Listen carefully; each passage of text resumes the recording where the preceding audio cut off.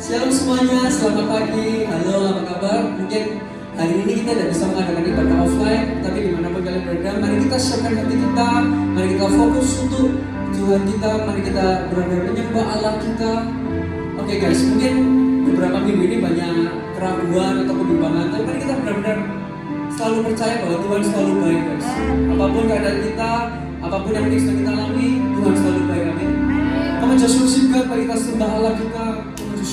Thank you Jesus. Dia sungguh baik, amin.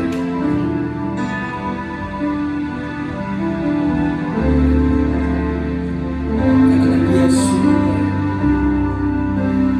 Here we go. Dia sungguh baik, dia sangat baik.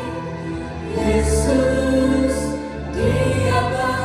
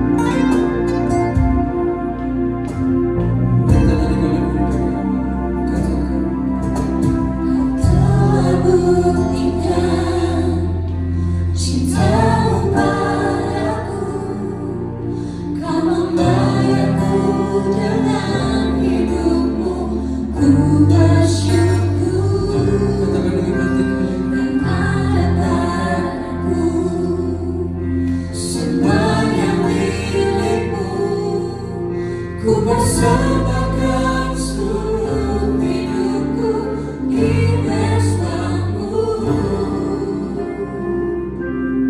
Hanya Kau yang mencari tempat jawaban. Hanya Kau tempatku berharap. Berjalan bersamamu, ku takkan goyah. Sepanjang kasih-Mu tersedia bagiku. Selamanya Kau ku cinta. Mari kita sembah lagi Tuhan. Benar-benar dari hati. Saya katakan, Kau telah buktikan cinta-Mu padaku. Kau membayarku dengan hidup-Mu. Ku bersyukur karena dapatku semuanya milik-Mu. Ku persembahkan seluruh hidupku di pestamu.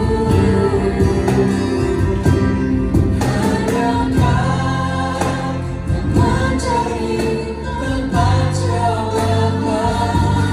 Hanya Kau tempatku berharap. Berjalan bersamamu, ku takkan goyah. Sepanjang kasih-Mu tersedia bagiku. Selamanya Kau ku cinta. Hanya Kau yang mencari tempat jawaban. Hanya Kau tempatku berharap. Berjalan bersamamu, ku takkan goyah. Sepanjang kasih-Mu tersedia bagiku. Selamanya Kau ku cinta. kita sembah lagi Tuhan.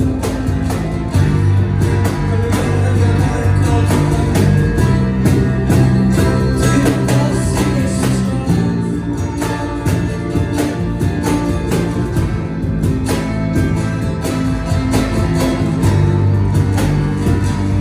Sekali lagi dari hati kalian katakan, Hanya Kau yang mencari tempat jawaban. Hanya Kau tempatku berharap.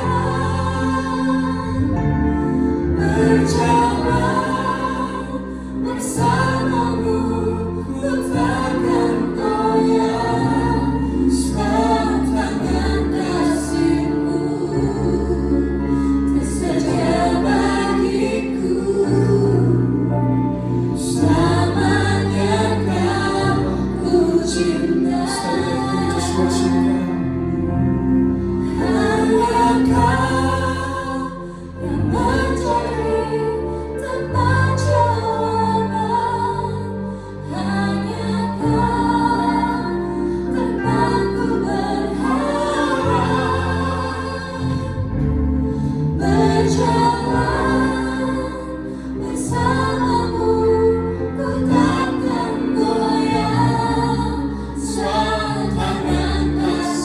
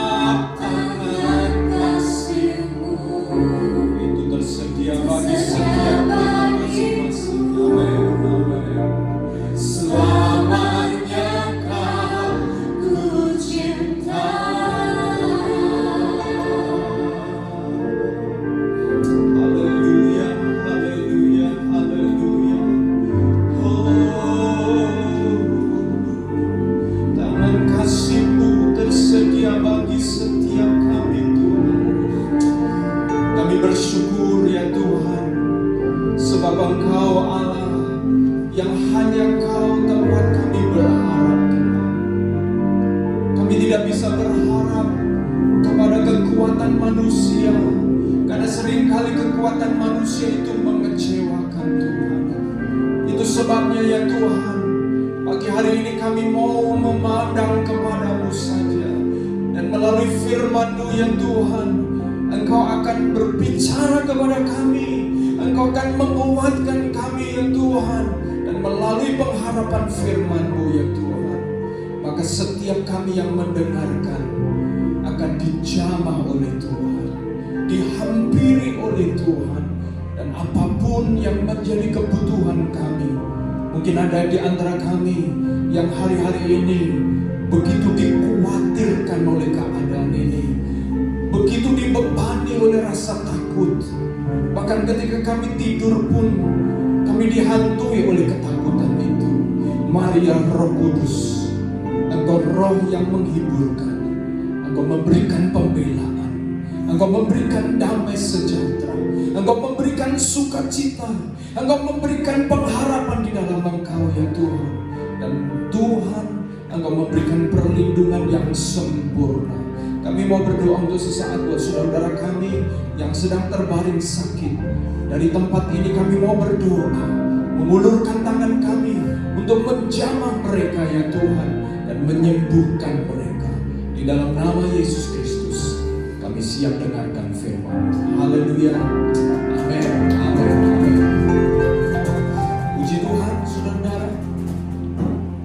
Kita semuanya pada pagi hari ini boleh bersama-sama menyembah kepada Tuhan. Terima kasih buat tim worship yang sudah membawa kita ada di dalam hadirat-Nya.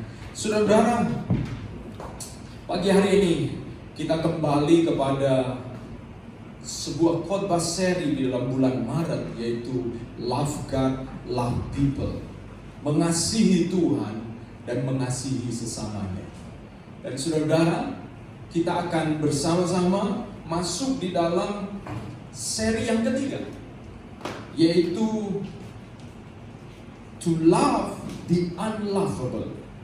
Mengasihi orang-orang yang rasanya tidak mungkin kita bisa mengasihi mereka, karena ada hal-hal yang membuat kita cinta atau kasih kita itu tidak mungkin muncul, tidak mungkin kita berikan, karena kita merasa orang-orang itu adalah orang-orang yang menyebalkan, orang-orang yang kebangetan, orang-orang yang sulit, sehingga kita tidak mungkin mengasihi. Siapa di antara kita yang tidak pernah merasa diperlakukan buruk oleh orang lain? Siapa juga yang tidak pernah merasa sakit hati oleh karena tindakan, perbuatan, dan perkataan atau sikap orang lain kepada kita? Siapa yang tidak pernah merasa terluka oleh karena orang lain? Siapa juga di antara kita yang ketika kita diperlakukan seperti itu tidak ingin membalas? Kita mungkin tidak ada di antara kita yang tidak pernah mengalaminya. Saya pun jujur, saya masih manusia, saya masih bisa makan nasi rawon, nasi pecel. Saya masih tahu apa artinya disakiti, dan rasanya ingin fight back, ingin membalasnya. Kita semua pernah mengalaminya. Dan karena kita semua pernah mengalaminya, itu berarti ini sesuatu yang terjadi kapan saja, di mana saja, dan bisa kepada siapa saja. Ini tidak bertanya kepada kamu orang apa, kamu agama apa, kamu suku apa, kamu bisa terkena oleh serangan ini. Ini seperti sebuah virus yang membuat seseorang kemudian kehilangan antibodinya, kehilangan imunitasnya, kehilangan kekebalannya, yang pada akhirnya digerogoti oleh virus kebencian, oleh virus kemarahan, oleh virus kepahitan, oleh virus balas dendam. Virus yang kelihatannya tidak langsung mematikan, tetapi virus itu menyebabkan kita kehilangan kehidupan yang kekal. Jauh lebih parah daripada virus virus yang sedang berkembang. Saya tahu virus ini luar biasa juga. Tetapi saya mau mengingatkan ada satu hal yang Yesus ajarkan untuk menghadapi virus ini. Menghadapi virus kepahitan, virus kemarahan, virus dendam. Dan Yesus mengajarkannya untuk mengasihi the unlovable. Orang yang sulit dikasihi, orang-orang yang sulit untuk kita mencintai, menyukai mereka. Yesus mengajarkannya di dalam Matius pasal 5 ayat 43 sampai 48. Firman Tuhan berkata demikian, "Kamu telah mendengar firman, kasihilah sesamamu manusia dan bencilah musuhmu. Tetapi aku berkata kepadamu, kasihilah musuhmu dan berdoalah bagi mereka yang menganiaya kamu. Karena dengan demikian kamu menjadi anak-anak Bapamu yang di surga, yang menerbitkan matahari bagi orang yang jahat dan orang yang baik, dan menurunkan hujan bagi orang yang benar dan orang yang tidak benar. Apabila kamu mengasihi orang yang mengasihi kamu, apakah upahmu? Bukankah pemungut cukai juga berbuat demikian? Dan apabila kamu memberi salam kepada saudara-saudaramu, apakah lebihnya daripada perbuatan orang lain? Bukankah orang yang tidak mengenal Allah pun berbuat demikian? Karena itu haruslah kamu sempurna sama seperti Bapamu yang di surga adalah sempurna. Yesus mengajarkan untuk kita mengasihi musuh kita. Ini sebuah ajaran yang sulit, bahkan mungkin ditertawakan oleh banyak orang. Mengapa? Karena rasanya itu tidak mungkin dilakukan. Bagaimana cara melakukannya? Apakah ada untungnya bagi kita? Ini adalah pertanyaan-pertanyaan yang bisa muncul. Mengapa kita harus mengasihi musuh kita?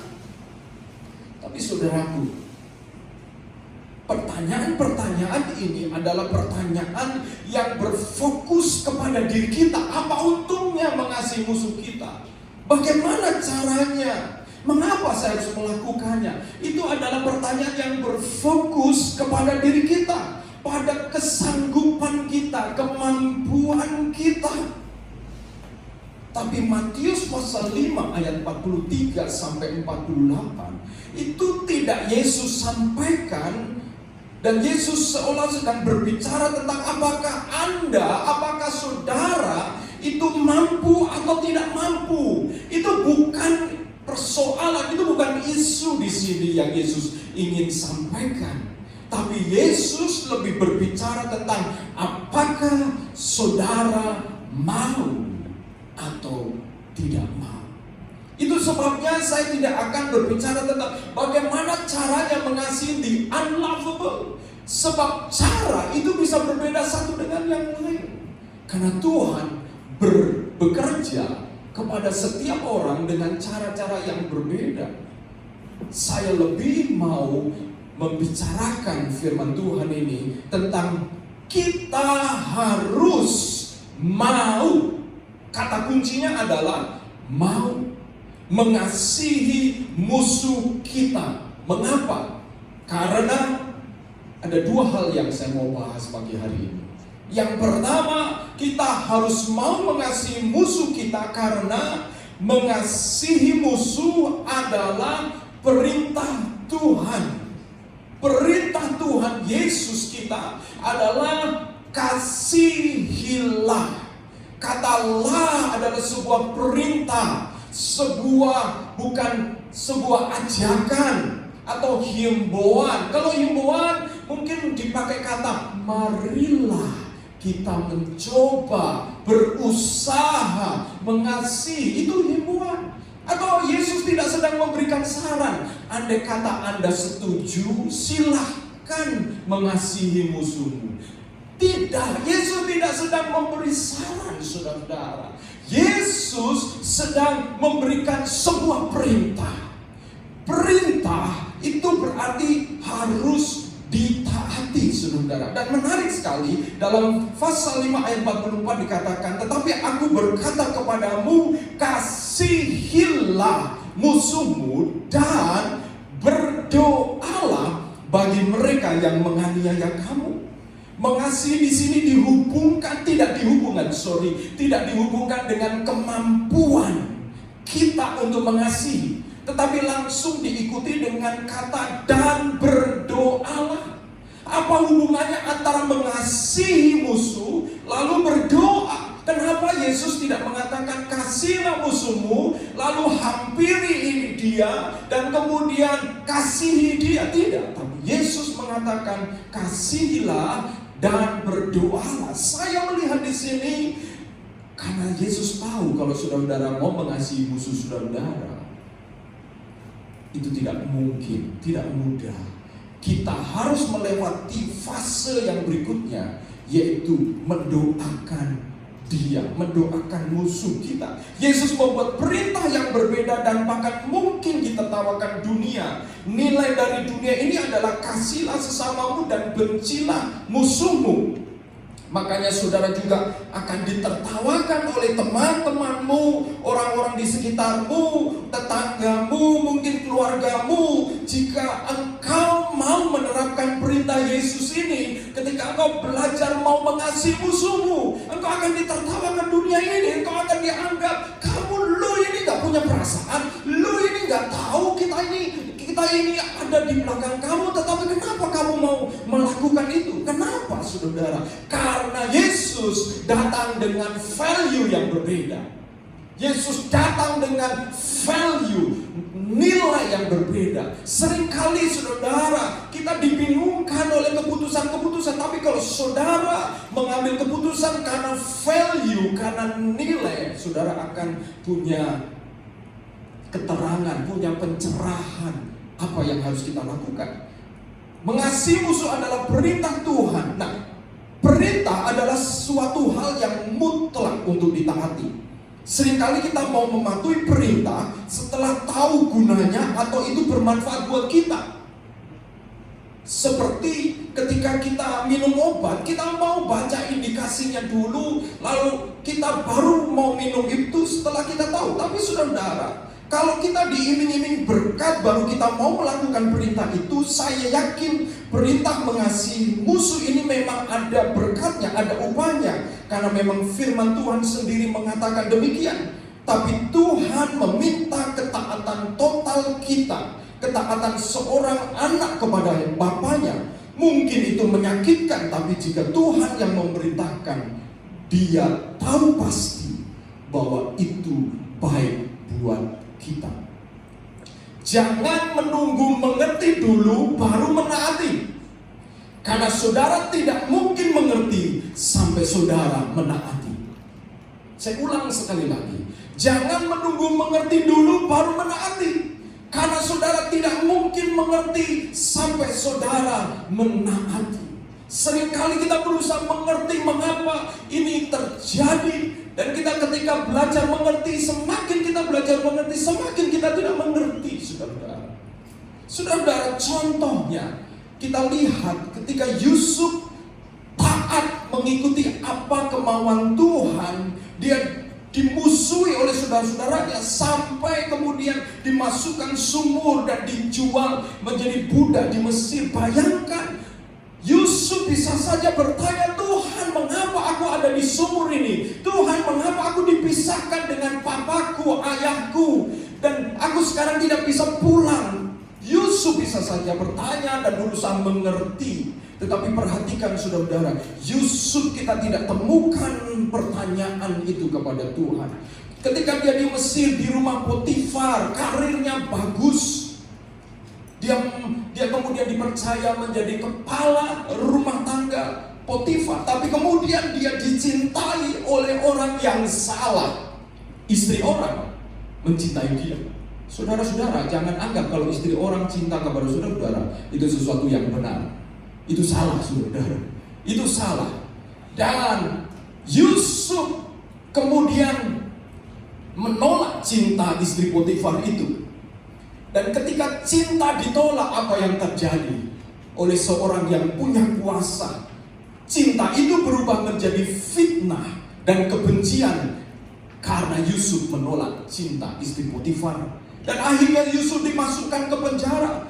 Dia di penjara menolong orang lain. Dan orang lain itu akhirnya bisa dibebaskan dari penjara. Tetapi orang tersebut melupakan Yusuf, saudara-saudara. Coba bayangkan, apakah Yusuf bisa mengerti rencana Tuhan? Apakah saudara bisa melihat bahwa Yusuf mengerti rencana Tuhan? Tidak mungkin mengerti. Yusuf hanya T-A-A-T, taat. Ketaatan Yusuf. Ketika Yusuf menaati, maka Yusuf berhasil melewati, dan pada akhirnya Yusuf mengerti. Ini pengertian Yusuf ketika dia sudah berhasil melewati itu semua. Dia mengatakan dalam Kejadian 50 ayat 19, tetapi Yusuf berkata kepada mereka, janganlah takut, sebab aku inikah pengganti Allah. Ayat 20, memang kamu telah mereka-rekakan yang jahat terhadap aku, tetapi Allah telah mereka-rekakannya untuk kebaikan, dengan maksud melakukan seperti yang terjadi sekarang ini, yakni memelihara hidup suatu bangsa yang besar. Saudara, Yusuf mengerti rencana Tuhan setelah dia menaati. Seringkali kita ingin mengerti baru mau taat, tapi itu bukan cara Tuhan. Kenapa? Karena ketika saudara tidak mengerti tetapi saudara belajar taat, saudara belajar beriman kepada pribadi yang saudara taati. Saudara belajar berserah kepada dia sekalipun engkau tidak mengerti. Perintah itu juga diberikan karena musuh itu bisa di mana saja. Kenapa Tuhan tidak memberikan anjuran atau saran, tetapi Tuhan memberikan perintah? Sebab Tuhan, God, He knows what is the best for you. Dia tahu yang terbaik buat engkau. Bahwa musuh itu bisa di mana saja, kapan saja, dan siapa saja. Orang yang dulunya bukan musuh saudara bisa menjadi musuh saudara-saudara. Orang yang dulunya keluarga bisa menjadi musuh saudara-saudara. Bahkan bisa jadi orang yang satu ranjang dengan saudara bisa menjadi musuh saudara. Satu kos maksudnya. Saudara-saudara, kata musuh di dalam bahasa Yunani adalah ektros, yang berasal dari kata ekto, yang punya 3 arti. Arti yang pertama, to hate, membenci.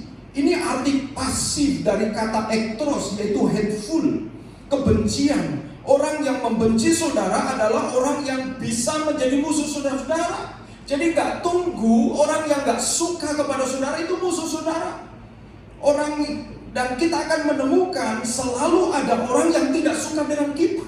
Entah gak suka penampilan kita, tidak suka omongan kita. Orang yang membenci kita bisa karena berbeda pendapat. Orang kemudian membenci kita bisa juga karena saudara sukses, saudara berhasil. Saudara gak ada hubungannya sama orang itu, tapi karena saudara punya bisnis di bidang yang sama, saudara dibenci. Saudara punya musuh. Saudara bisa punya musuh bukan saja ketika saudara bermaksud memusuhi orang, tapi musuh itu bisa terjadi kapan saja tanpa pernah kita sangka-sangka. Bisa juga saudara, pegawai saudara-saudara yang tadinya mengabdi bekerja untuk saudara, tiba-tiba menjadi musuh saudara-saudara. Mereka memberontak, mereka membenci saudara-saudara. Bisa di mana saja. Lalu kata yang kedua, ektros tadi berarti hostile, menunjukkan sikap tidak bersahabat, secara terbuka melawan, menolak, memberontak. Itu arti aktif dari ektros. Orang-orang yang tidak bersahabat dan bahkan melawan saudara, melawan kita, itu semua adalah musuh.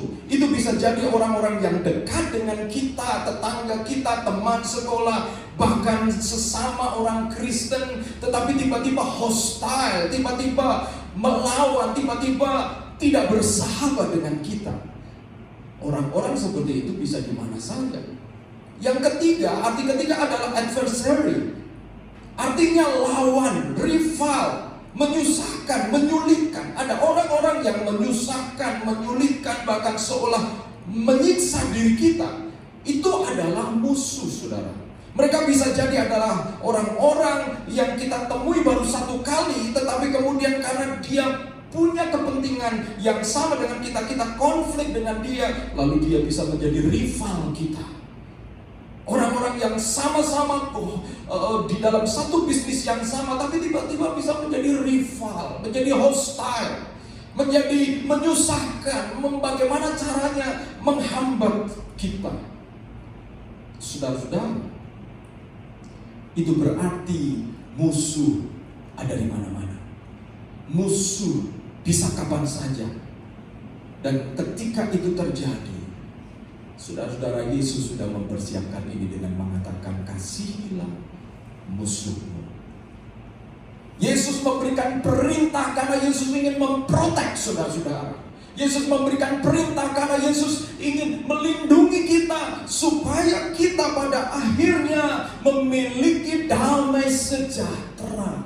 Kita menjadi orang-orang yang punya damai sejahtera karena kita diperintahkan untuk mengasihi musuh kita. Dan saudara, yang kedua, mengasihi musuh itu menyempurnakan kita. Matius pasal 5 ayat 46. Apabila kamu mengasihi orang yang mengasihi kamu, apakah upahmu? Bukanlah pemungut cukai juga berbuat demikian? Dan apabila kamu hanya memberi salam kepada saudara-saudaramu saja, apakah lebihnya daripada perbuatan orang lain? Bukankah orang yang tidak mengenal Allah pun berbuat demikian? Karena itu haruslah kamu sempurna, sama seperti Bapamu yang di surga adalah sempurna. Kesempurnaan di dalam Tuhan diawali dengan keberanian untuk menjadi berbeda. Perhatikan ayat 46 sampai 47 berbicara tentang menjadi berbeda. Kalau kamu hanya mengasihi orang yang kamu kasihi, apa upahnya? Apa bedanya? Kalau kamu hanya berbuat baik kepada orang yang berbuat baik kepadamu, apa bedanya dengan yang lain? Saudara-saudara, kesempurnaan di dalam Tuhan itu harus dibayar dengan berani berbeda dengan value yang dunia ini terapkan. Kata sempurna adalah teleios, yang artinya dewasa, komplit, lengkap, mencapai sasaran, tujuan, penggenapan. Dan di sini saya menemukan Yesus berkata, Tuhan akan memberi upah. Kalau kita mengasihi orang yang kita kasih, apa upahnya? Dengan kata lain, gak ada upahnya. Upahnya kamu sudah dapat di dunia ini, karena kamu mengasihi orang yang timbal balik. That's all. Finish. Tapi Yesus mengatakan kamu akan punya upah kalau kamu mau mengasihi musuhmu yang belum tentu membalas kembali kasihmu. Tapi Bapa di surga pasti memberikan upah itu. Tuhan tidak hanya memberi upah untuk apa yang bisa dilakukan oleh dunia ini. Bahkan preman, yaitu mengasihi orang yang mengasihi dia. Pemungut cukai seperti preman, memberi kepada orang yang memberi kita, berbuat baik kepada orang yang membaiki kita. Itu semua tidak ada upahnya. Kita senang membaiki orang yang berbuat kepada kita. Kenapa? Karena terus ada timbal balik. Kami hidup di tetangga, kalau ketika kami awal-awal kami mengirimi makanan karena kami ingin berkenalan, dan pada waktu Imlek yang lalu dibalas, dapat makanan. Dan nanti kemudian kami balas lagi. Upahnya ya habis waktu dimakan itu saja. Tapi kalau saudara mengasihi musuhmu, Bapa di surga akan memberikan upah itu kepadamu. Kita juga akan menjadi berbeda ketika kita mengasihi musuh kita. Dan apabila kamu memberi salam kepada saudara-saudaramu saja, apakah lebihnya dari perbuatan orang lain? Apakah lebihnya? Kelebihannya apa? Yesus mengatakan apa lebihnya kalau kita hanya memberi salam, memperhatikan, peduli kepada orang yang peduli kepada kita. Nah, saya mau masuk kepada hal ini singkat. Di tengah-tengah ketegangan atau kepanikan menghadapi COVID-19 ini, kemudian saudara-saudara, orang panic buying. Mereka mencoba memborong, membeli barang-barang begitu banyak, dan akhirnya apa? sulit atau mungkin menjadi semakin jarang ditemukan. Tetapi firman Tuhan mengatakan, hei engkau anak-anak Tuhan, kalau engkau sama seperti mereka, apa lebihnya? Apa lebihnya? Kata lebih berarti abundant, berkelimpahan. Jika kita mengasihi musuh kita, maka kita itu lebih. Kita akan berkelebihan atau berkelimpahan. Musuh bisa mengeluarkan yang terbaik dari saudara-saudara. Di dalam The Message dikatakan, you are familiar with the old written law. Di dalam Matius 5 ayat 43 sampai 44. Love your friends and its unwritten companion. Hate your enemy. Bencilah musuhmu. I'm challenging that. Saya menantang itu semua. I'm telling you to love your enemies. Saya memberitahumu untuk mengasihi musuhmu. Let them bring out the best in you. Biarkan mereka, musuhmu itu, mengeluarkan yang terbaik darimu. Not the worst. Dengan kata lain, musuh itu bisa mengeluarkan yang terburuk dari dirimu, tapi dia juga bisa mengeluarkan yang terbaik darimu. Tergantung respon kita. Pernahkah saudara melihat orang yang dulunya baik, tapi kemudian begitu sadis, kata-katanya begitu tajam, menusuk, menyakitkan, seperti kita bermimpi. Why? Mengapa? Karena permusuhan. Kita bisa keluar yang terburuk dari diri kita, atau yang terbaik dari diri kita. Tapi Yesus mengatakan, hai, aku mau kau mengeluarkan yang terbaik dari dirimu. Jadilah berbeda. Berkelebihan. Apa lebihnya? Berkelebihan. Lebihnya. Ketika kita belajar mengasihi musuh kita, maka Tuhan melebihkan kita. Tuhan memberikan kita hidup berkelimpahan. Saudara akan punya sukacita yang melampaui sukacita sebelumnya. Saudara punya kesabaran yang melampaui kesabaran sebelumnya. Saudara punya kebaikan yang melampaui kebaikan sebelumnya. Saudara punya kasih yang melampaui sebelumnya. Saudara punya kerendahan hati yang melampaui sebelumnya. Karena Tuhan melebihkan kepada saudara. Kita akan disempurnakan ketika kita mencapai kedewasaan. Karena itu haruslah kamu sempurna sama seperti Bapamu yang di surga sempurna. Ketika kita belajar mengasihi musuh kita, maka kita akan disempurnakan. Kita bersikap dan berperilaku seperti Bapa kita di surga.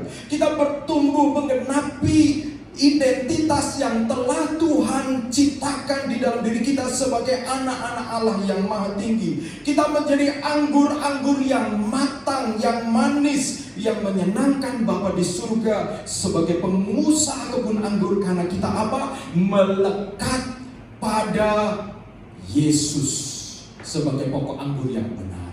Kalau saudara melekat pada Yesus sebagai pokok anggur yang benar, saudara akan mengeluarkan buah yang benar. Tapi kalau saudara melekat pada apa kata orang, melekat pada apa perasaan saudara, saudara akan mengeluarkan buah yang asam. Hanya ketika saudara melekat kepada Yesus, saudara akan mengeluarkan anggur yang manis. Dan luar biasa, ini janji Tuhan. Ketika saudara melakukan itu, ayat 45 mengatakan, karena dengan demikian kamu menjadi anak-anak Bapamu yang di surga, yang menerbitkan matahari bagi orang yang jahat dan orang yang baik, dan menurunkan hujan bagi orang yang benar dan orang yang tidak benar. Saya melihat ini, saudara-saudara. Ketika engkau mengasihi musuhmu, Tuhan akan memakai engkau seperti Bapa di surga yang berdampak baik bagi orang jahat maupun orang baik, dan juga bagi orang benar maupun orang tidak benar. Saudara akan menjadi matahari buat mereka. Saudara bisa menunjukkan terang, saudara menunjukkan kehangatan, saudara menjadi hujan buat mereka, sumber kehidupan. Luar biasa, saudara. Karena Allah telah memberikan matahari kepada yang jahat maupun yang baik, saudara. Memberikan hujan kepada orang benar maupun tidak benar. Itu artinya apa? Allah mengatakan, hai anakku, kalau engkau mengasihi musuhmu, engkau akan jadi seperti aku. Engkau memiliki dampak. Engkau ditakuti oleh orang-orang yang tidak benar, dan engkau juga dihormati oleh orang-orang yang benar. Engkau menginspirasi. Engkau menjadi matahari. Engkau menjadi hujan yang membuat pertumbuhan. Kalau namamu disebutkan, orang diingatkan untuk mereka mengasihi musuh. Saudara-saudara yang kekasih, maka apabila kita belajar mengasihi musuh kita, kita harus mengasihi musuh kita, karena mengasihi musuh yang pertama adalah perintah Tuhan, maka taatilah. Yang kedua, mengasihi musuh itu menyempurnakan kita, maka bersyukurlah sebab Tuhan sedang mendewasakan kita. Dan saudara, mengasihi musuh juga berbicara mengasihi orang-orang yang kita tidak kenal. Saudara, kalau saudara orang percaya, orang Kristen, jangan membeli barang berlebihan, nyetok berlebihan sehingga barang menjadi langka. Harus ingat, ada orang-orang yang tidak sanggup membeli, dan ketika dia ingin membeli, barang itu sudah tidak ada, padahal barang itu ternyata ada di rumah kita karena kita punya uang banyak, dan barang itu menumpuk di rumah kita, sementara ada orang lain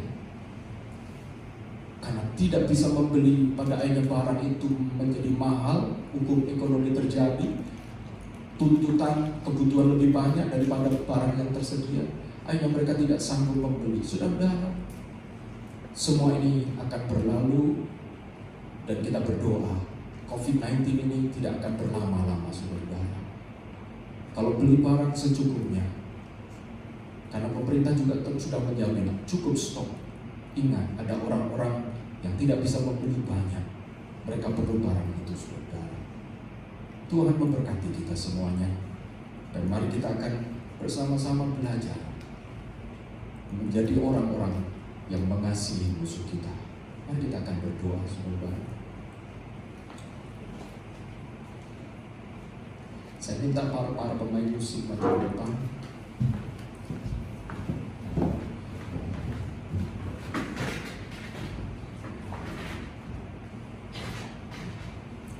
Mari kita akan bersama-sama berdoa supaya Tuhan menolong kita di tengah-tengah situasi yang seperti ini. Tuhan mengingatkan kita untuk mengasihi musuh kita, karena Tuhan akan membuat engkau menjadi berbeda. Ini adalah perintah, ini bukan tawar-menawar. Ini bukan saran. Ya, kalau saudara mau melakukan, saudara bisa lakukan. Saudara, kalau engkau melekat kepada pokok anggur yang benar, yaitu Yesus, saudara belajar untuk mengeluarkan buah yang benar. Saya akan tutup sekali lagi dengan mengatakan satu kalimat yang optimis dari Tuhan Yesus. Karena itu haruslah kamu sempurna, sama seperti Bapamu yang di surga adalah sempurna. Ketika ada dorongan untuk membenci, membalas, menjatuhkan musuh kita, ingat dan katakan ini kepada diri sendiri. Hai Agustinus, hai kamu, hai daging, tunduklah dan taatilah roh. Katakan kepada dirimu sendiri, Tuhan sedang menyempurnakan engkau. Tuhan sedang mengeluarkan yang terbaik daripadamu. Tuhan mau memberi upah kepadamu. Tuhan mau memakai engkau untuk berdampak lebih luas, menjadi orang yang menjadi berkat buat orang yang baik maupun tidak baik, orang benar maupun tidak benar, menjadi matahari buat mereka, menjadi hujan buat semua orang. Haleluya. Kita merindukan, kalau engkau ada pada posisi sedang dalam keadaan bergumul dengan the unlovable, ingat ini, ingat firman Tuhan. Engkau tidak sendirian, Yusuf pernah mengalaminya. Jangan tunggu untuk mengerti baru mentaati, karena akan terlambat.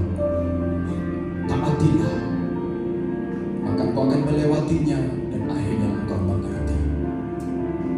Haleluya. Mari kita nyanyikan pujian ini, kita hampiri Tuhan. Haleluya, haleluya. Amin. Katakan hanya Kau. Hanya Kau yang menjadi tempat jawaban. Hanya Kau tempatku berharap. Berjalan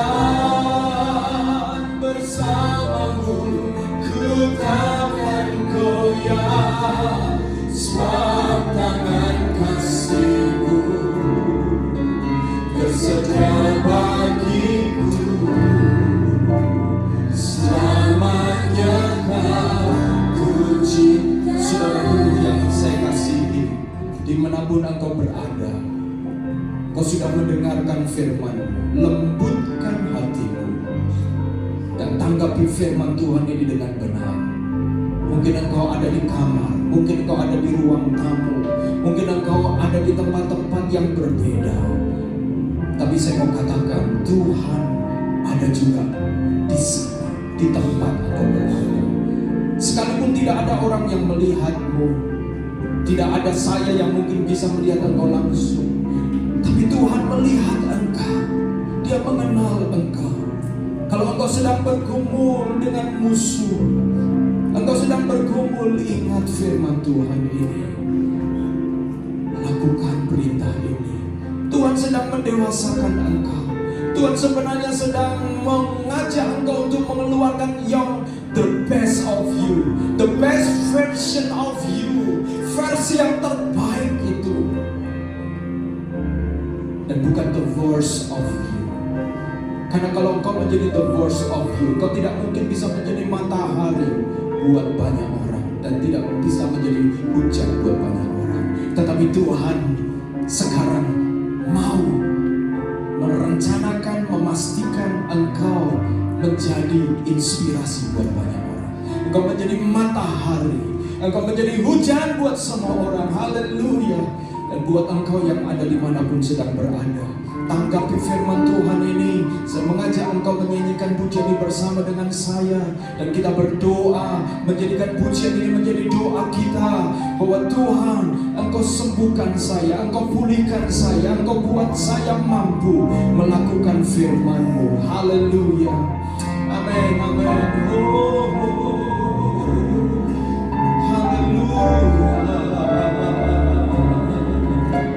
Amin, amin. Haleluya, haleluya. Haleluya. Katakan hanya Kau, hanya Kau yang menjadi tempat jawaban.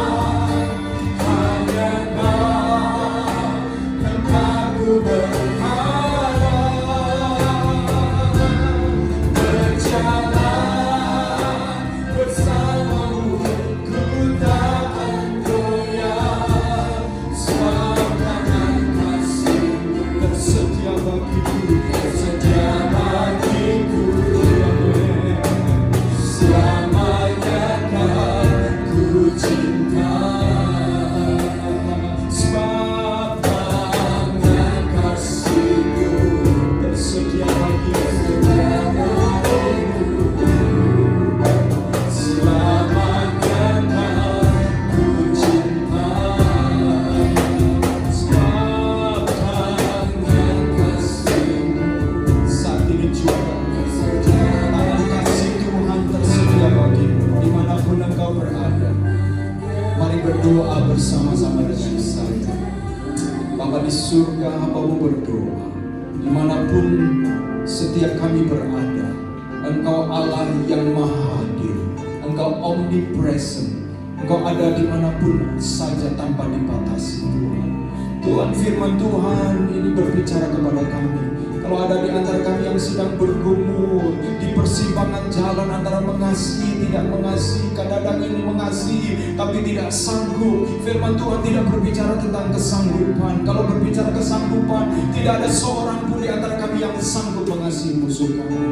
Firman Tuhan berbicara tentang kemauan, penyerahan. Tuhan, kami mau berserah kepadamu Tuhan. Kami mau belajar mengasihi musuh kami. Kami mau belajar mendoakan mereka mengambil langkah iman. Hamba-Mu berdoa Tuhan, Engkau kuatkan kami Tuhan, melakukan, mentaati perintah-Mu, sampai kami dibukakan pikiran kami untuk mengerti rencana-Mu, akan menjadi seperti Yusuf yang menjadi matahari buat orang Mesir yang tidak kenal Tuhan, tapi juga buat keluarganya yang mengenal Tuhan, menjadi hujan di mana dia bisa mengumpulkan semua persediaan makanan buat semua orang. Ya Tuhan, Yusuf namanya disebutkan, maka dia menjadi matahari dan hujan bagi banyak orang.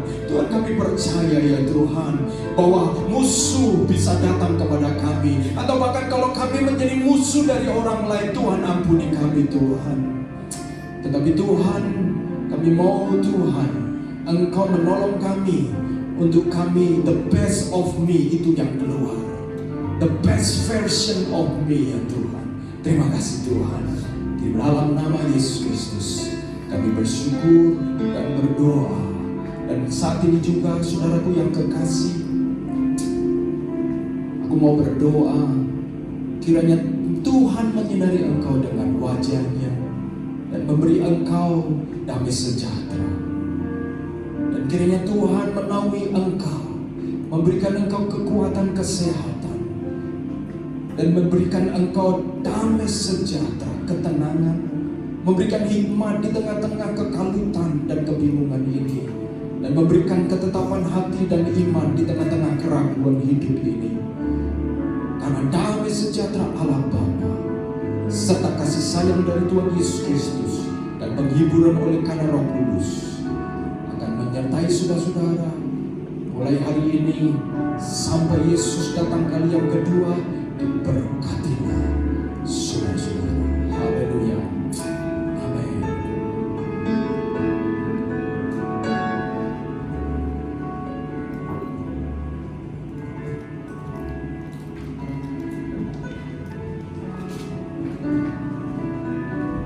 Shalom, selamat siang semuanya. Terima kasih telah beribadah bersama dengan kami.